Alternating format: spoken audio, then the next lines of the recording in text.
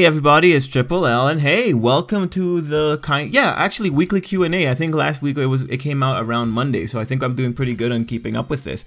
And this week we got a lot of questions, so I'm pretty excited, guys. Thanks so much for contributing your questions and making this a very fun process for me. I like thinking about these things, and I like that these are things that some people actually want to hear about. So I'm really down for that. Fun fact: when this channel was, I think at below 2,000 subscribers, I initially put out a Q&A video, and the question that I got at that time was someone asking me, why am I so gay? Yes, what I learned that day is that for every 1,000 subscribers, you'll maybe only have one commenter that's actually curious or actually cares about anything. So that was something I learned. Just a fun fact for you all. That's trivia for you. Anyway, let's just get down into it. This week, because we have some non-Hero Academia questions, I'm going to tackle those questions first, and then we'll spin into Hero Academia, just because I think that's about the most appropriate thing I could do. Okay, so first off, we have a more meta question asking about the channel itself.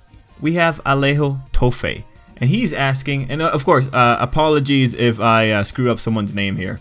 Alejo Tofe, your channel is a very small one in terms of views and subscribers, so I was wondering, would you like this to change, or you do this just for fun? I'm not disregarding your channel by saying it is small. A clarification just in case someone interprets it that way. And yeah, no, that's fine, man. I don't think you're disregarding the channel. It is, like, in the terms that you said, it is technically small, although I look at it and it's like, man, 17,000 people is a lot, but yes, by the standard of YouTube channels, very small. Okay, so the question has a bunch of complicated answers because there's different aspects to how I take my YouTube channel.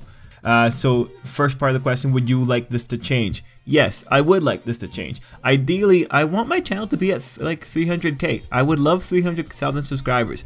The thing is, when I started, ideally I just wanted to be like Chibi Reviews. I just wanted to have a point where I could just come and just talk about anime and just talk about an episode and say how I felt about it, and listen to what other people are saying about it, and just have a fun time there. And I've only recently been able to accomplish that with the notes and impression videos. So ideally I would like it to change.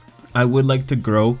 I very much do like playing the YouTube algorithm. I love playing and trying to figure out what's going on and what's doing it, what helps the YouTube algorithm, or what helps my channel get spotted in YouTube. I do like playing that kind of game, so that plays into the part of would you like it to change. The part that's asking, do I do it for fun? Yeah, fun is still a very big component of it. In terms of the videos that I have the most fun with, that's pretty much the anime impression videos. Like, they're just so fun to do. They're just so nice to do.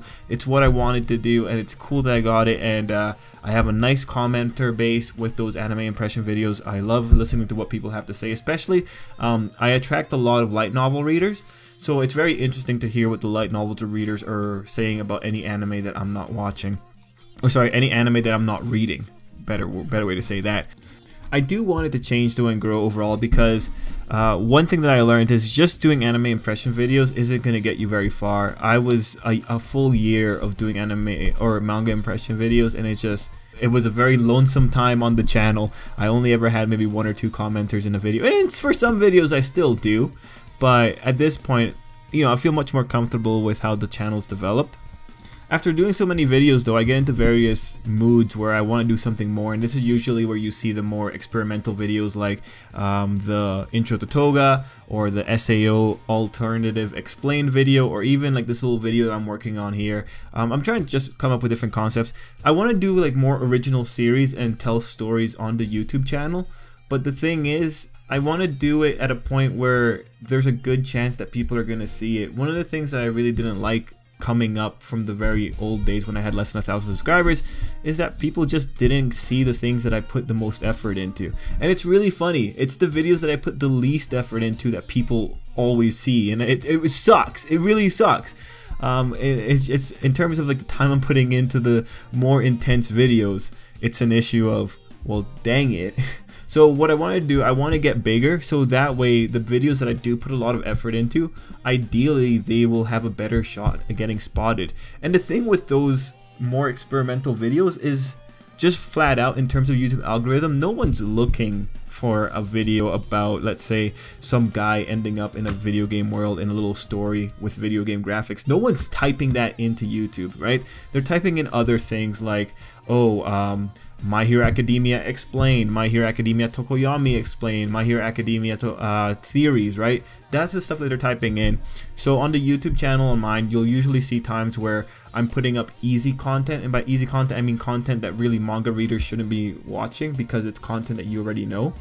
But that's there specifically for the casual fans. And just recently I uploaded a video for the big three in Hero Academia that was like that. And those videos help the channel grow. Those are videos that, for better or for worse, bring in more casual audiences into the channel, and that helps the channel over time. And thanks to those videos, I can afford to spend time making the more experimental videos, which I do really love. And thanks to those videos, I can also afford to just sit down, watch anime, and maybe only get 200 views on those videos. And it's fine because, again, that's what I wanted to do. I'm just at a point where I can, thankfully, due to the easy content, be able to make those videos and be comfortable. So I'm pretty happy overall. So, to the end of the question, it's pretty much just, it's a combination of both things. If it wasn't for the fun of it, I wouldn't be doing the anime impression videos. And if it wasn't because I wanted it to change, I wouldn't be doing the explained videos. So there's a nice little mix there. I'm very much of the mindset of 2 birds with 1 stone. I'll make a video for the casual fans, and I'll make a video for people like me who just want to see goofy things happening on screen. But yeah, that's the answer for that one. Okay, next up we have Rhiname the Weeb. And Rhiname asked a question last week, so I'm just going to jump to the part of his question. So he's referring to Shokugeki no Soma. In Shokugeki no Soma, I think you touched on the topic of Soma's mother briefly during the ending chapters of the last arc. Assuming she hasn't passed away, where do you think she is? Alright, so guys, there's not going to be any spoilers here. If you're a Shokugeki no Soma fan, you're not caught up. We're just talking about generally, where is his mother? Alright, man, like, I'm going to assume the best way for this to go is that Soma's mother is actually dead. Because if she isn't dead, she has a lot of explaining to do. I think it's going to be worse if we find out that his mother has just skipped town on him and is off somewhere. Maybe, I don't know, halfway across the world. Like, man, look, we understand, or the readers can infer that Soma's mother probably had a big impact on him and definitely had a big impact on Joichiro. So, truthfully, I legitimately hope that the person who has such a big impact on both of them and the person that changed Joichiro's life is not out in the world just doing stuff. Because there's been this kind of little dramatic impetus being created that she's not around, and that sense of loss gives some interesting scenes with Soma. So if I really had to assume that she hadn't passed away, I could see her like maybe out in the world. Maybe she's working for the Nakiris. Maybe she's somewhere else in Japan. It's really tough. Her being alive, I think would be very hard to not make her a jerk if she is actually still around. Just because how dare she not be near Soma, right? Not talk, like, we don't know anything about her. And it's different from Joichiro, because Joichiro still calls the kids sometimes. But yeah, I do think she's dead, and I really hope she's not somehow somewhere in the world. Oh man, worst case scenario, she's like an underground chef. Oh my god, if Soma's mother is a chef for the mafia, like, maybe it is better that she's gone, man. That would have been danger everywhere. But then again, poor Soma, man, his life just got upended.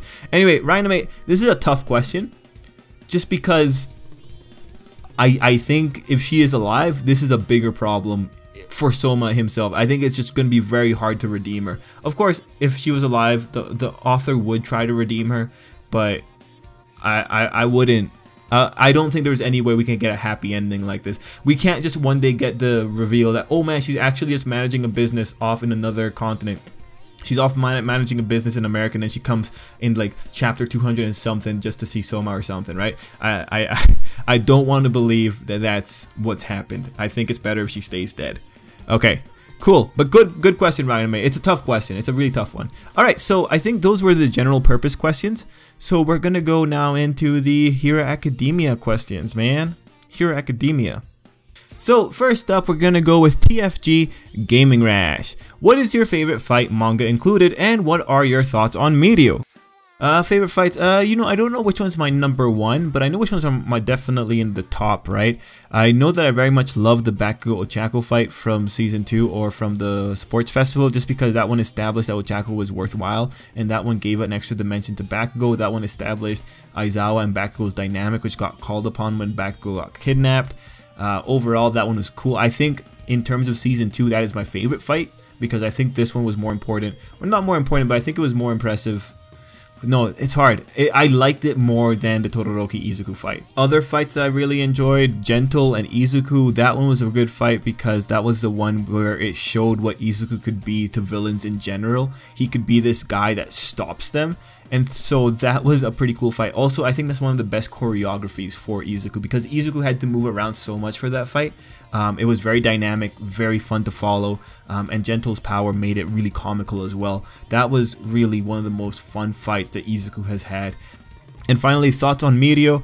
Yeah, man, Medio is fun. If anything, Medio was a character who just reminded me of how fickle anime fans are, because I think this was around, I think when Medio was introduced, this was around the time that Black Clover was either in its anime run or was going to get its anime run, so people were talking about how bad of a character Asta is. But when you looked at Medio, you'd realize that Medio and Asta are very similar. Like, Medio is made from the same mold that Asta is. The only thing that separates Medio and Asta is that Medio might be just quieter and just a little bit more sensible. But when you looked at it, the hard-working mentality, Meteor's a hard worker. Meteor's a guy that, look, Asta goes in and he does one-handed handstand push-ups, alright? I would not be surprised if Meteor does the same, and he worked for it, right? Meteor was a hard-working character, and he got to where he is thanks to the effort that he put in the same way that Asta put in that much effort. The thing that I think, the main lesson I learned when seeing Meteor and Asta and the reception to them is that people don't really care if they're seeing the same thing over and over and over. They don't care if they're seeing the same archetype of character over and over and over. They just want to see the character be cool. They just want a cool character. They want a competent character. They want a character they can get behind. Asta was just annoying in the beginning. Medio, however, you're proud. You feel a little bit more proud following Medio than maybe you do Asta, especially in those really early chapters. The other thing that Medio has as an advantage over Asta is that Asta, we have to see him go from zero to hero, where when we get introduced to Medio, we get introduced to him as hero, and then we see him go to legend.